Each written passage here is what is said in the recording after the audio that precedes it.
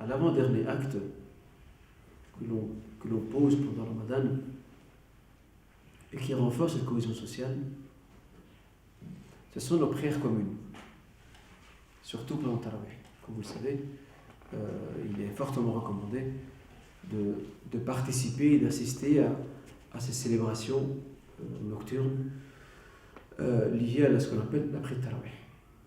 Bon, déjà, il faut savoir une chose, c'est que l'appellation de Tarawih, historiquement parlant, est une appellation tardive. À l'époque du prophète, on n'appelait pas Tarawih. On l'appelait Salatul Layl ou encore Qiyamul Layl. C'est comme ça qu'on l'appelait. L'appellation de Tarawih est apparue après la mort du prophète, à l'époque des compagnons. Parce que le mot Tarawih, c'est le pluriel d'un autre terme. At-Tarwiha.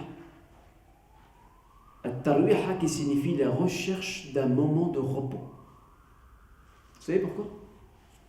Parce qu'à l'époque de Tarawih, les raka'at étaient très très longues. C'est pas comme aujourd'hui. Très très longues.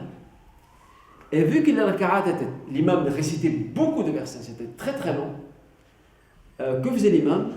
Lorsqu'il terminait 2 raka'at, il marquait un petit temps de pause pour laisser les fidèles derrière se reposer un peu, souffler, parce qu'ils sont restés longtemps debout, pour qu'ils soufflent, pour qu'ils boivent un peu de l'eau, pour qu'ils tendent un peu leurs pieds, pour qu'ils se lèvent, fassent quelques mouvements pour dégourdir un peu leurs jambes, bref, pour que leurs articulations se remettent un peu à leur place et ne restent pas figées comme elles l'étaient durant ces longues raka'at.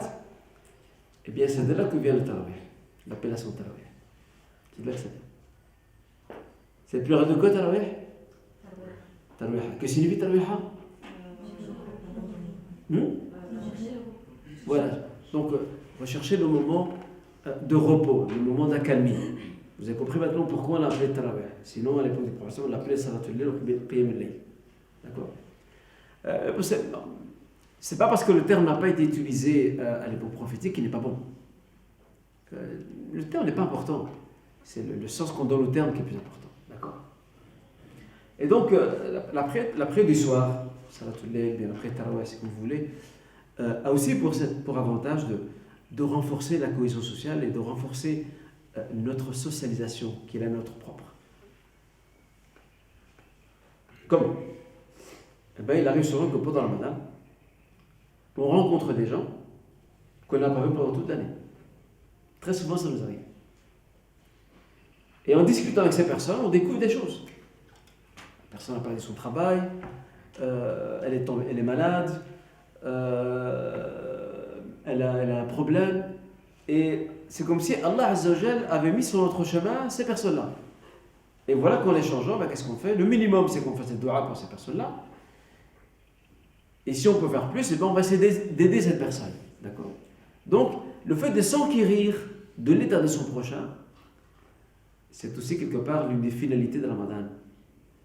C'est un exercice auquel on se prête pendant Ramadan et pendant les soirées de Ramadan. Parce que c'est là qu'il y a beaucoup de monde, c'est là qu'on se croise, qu'on se rencontre, que vous retrouvez des gens que vous n'avez plus vu depuis un petit temps, que vous découvrez que le cours de la vie a fait changer beaucoup de choses dans leur parcours personnel, au même titre que vous-même. D'accord?